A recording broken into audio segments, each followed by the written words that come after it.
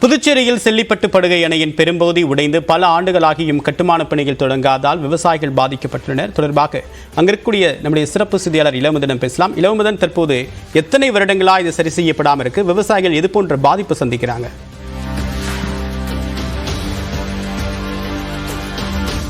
தேவா, புதுச்சேரிக்கு என தனி அணையோ ஆறோ எதுவும் கிடையாது. இது தமிழகத்தில் வரும் சங்கராபரணி ஆறை ஒட்டி தான் படுகை அணைகள் கட்டப்பட்டுள்ளன. குறிப்பிட்டு சொல்ல வேண்டாம், நம்ம இருக்கிற செல்லிப்பட்டு பாலம். இந்த பாலத்தில் நம்பிதான், இந்த படுகை அணையை நம்பிதான் கிட்டத்தட்ட 20க்கும் மேற்பட்ட கிராமங்கள் நம்பி இருக்கிறார்கள். இதில் கிட்டத்தட்ட 10,000க்கும் மேற்பட்ட விவசாய நிலங்கள் ஏக்கர் கணக்கில் விவசாயங்கள் செய்யப்பட்டு வந்தன. ஆனால் இந்த படுகை அணை பிரெஞ்சு காலத்து படுகை அணை முறையான பராமரிப்பு இல்லாதெல்லாம் உடைந்து இருக்கிறது. இது தொடர்பாக விவசாயிகள் நம்முடைய பேசுவதற்காக இந்த படுகை அணை பற்றி சொல்லுங்க ஐயா.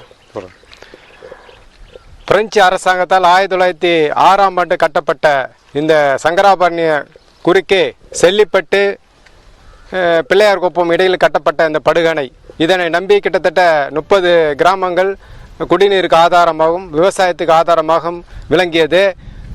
சென்ற 2011ஆம் ஆண்டு மழையின் காரணமாக அணையின் நடுப்பகுதி சிறிய உடைப்பு ஏற்பட்டது.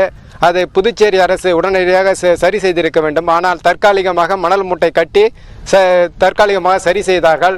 ஆனால் அது மீண்டும் 10 ஆண்டு காலம் வரை பராமரிக்கப்படாததால் 2021ஆம் ஆண்டு பெய்த கனமழையின் காரணமாக மிகப்பெரிய உடைப்பு ஏற்பட்டு இந்த பகுதி விவசாயிகளுக்கும் ஆடு மாடுகளுக்கும் குடிநீர் ஆதாரமாக இருந்த சேமிக்கக்கூடிய இந்த தண்ணீர் என்பது வீணாக கடலில் கலந்தது. இந்த படுகணை புதுசா கட்டுறதுக்கு பணமும் ஒதுக்குனாங்களா? அது என்ன ஆச்சு? இந்த படுகணை கட்டுவதற்காக 2 முறை டெண்டர் விட்டார்கள். 20 கோடியே 40 லட்சம் ரூபாய் டெண்டர் விட்டார்கள். ஆனால் அந்த படுகணை டெண்டர் விட்டு சிறிய எந்த ஒரு வேலையும் செய்யப்படவில்லை, அப்படியே இருக்கிறது. கேட்டால் நாங்கள் டெண்டர் விட்டோம் என்று சொன்னார்கள். அப்புறம் மறுபடியும் டெண்டர் கேன்சல் ஆகிவிட்டது. ஓகே, இளமுதன், நீங்க தொடர்ந்து இணைப்பிருங்க. அடுத்ததாக புதுச்சேரி பொதுப்பணித்துறை அமைச்சர் லட்சுமி நாராயணசாமி நம்முடைய நேரோட பேசலாம். சார் வணக்கம். பொதுமக்களுடைய குற்றச்சாட்டுக்கு உங்களுடைய பதில் என்ன சார்? பல ஆண்டுகளாக இது சீர் செய்யப்படாமல் இருக்கு, டெண்டர் விடப்பட்டது, ஆனா பணிகள் நடைபெறல அப்படின்னு குற்றச்சாட்டு சொல்லியிருக்காங்க. உங்களுடைய பதில் என்ன சார் இதுக்கு? இல்ல, இப்ப உங்க டிவில என்ன நியூஸ், என்ன பொதுமக்கள் கொடுத்தாருன்னு கேட்கல, சரியா கேட்கல. எனிவே நான் விஷயம் சொல்றேன். இதுல இந்த நம்ம பிள்ளையார்குப்பம் படுகை அணை பாழடைஞ்சது உண்மை. அது நாங்க டெண்டர் வச்சோம். ஏற்கனவே ஒரு 2019 அது கட்டுறதுக்கு அரசாங்கம் முடிவு எடுத்தது. அப்போ பண பிரச்சனையினால அதை கேன்சல் பண்ணிட்டாங்க. அதுக்கு பிறகு இப்போ இந்த அரசாங்கம் வந்த பிறகு 21 இதற்கான ஒரு முடிவு எடுத்தோம். அப்ப முடிவு எடுக்கும்போது கிட்டத்தட்ட ஒரு 19 கோடி ரூபாய்க்கு நாங்க எஸ்டிமேட் போட்டு அனுப்பிச்சோம். அது அப்ப இருந்த சிஎஸ் தலைமையில் நடந்த அந்த கூட்டத்துல இது கொஞ்சம் டெண்டர் எடுத்தது கொஞ்சம் அதிகமா இருக்கு அப்படின்னு சொல்லி அவங்க கேன்சல் பண்ணிட்டாங்க. அதுக்கு பிறகு நம்ம திருப்பி ஒரு டெண்டர் வச்சிருக்கோம். இப்போ 20 கோடி ரூபாய்க்கு போட்டிருக்கோம். இந்த டெக்னிக்கல் சாங்ஷன் இப்போ டெக்னிக்கல் டெண்டர் வச்சு முடிச்சிருக்கோம். இது முடிச்ச பிறகு நம்மளுடைய அந்த ஃபைனான்ஸ் டெண்டர் ஓபன் பண்ணுவோம். இது ஓபன் பண்ண பிறகு யாரு லோயஸ்டோ அவங்களுக்கு அந்த அவார்டு கொடுத்துருவோம்.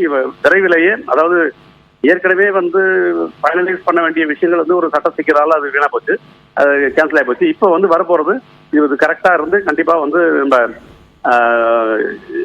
ஜூன் மாசம் 30ஆம் தேதிக்குள்ள நாங்க ஒர்க் ஆர்டர் இஷ்யூ பண்ணி ஒர்க் ஆரம்பிச்சோம். திரு லட்சுமி நாராயணன், 33 மாதங்கள் ஆயிருக்கு, ஆனா இவ்வளவு நடைமுறை இன்னும் கோப்பு அளவிலேயே இருக்கு. விவசாயிகள் பாதிப்பு என்ன பதில் சொல்ல போறீங்க?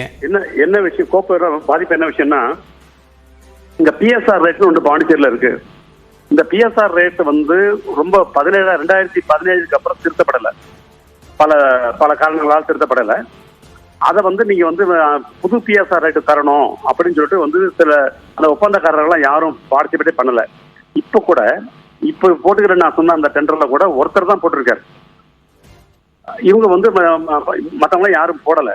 இருந்தாலும் இந்த ஒருத்தர் போட்டிருந்தாலும் பரவாயில்ல, நம்ம சட்டத்தை அது என்ன சட்டத்தை விதிவிலக்கு கொடுத்து பண்ண முடியுமோ, ஏன்னா இனிமேல் டிலே பண்ண முடியாதுன்றதுனால இதை போட்டிருக்கோம்.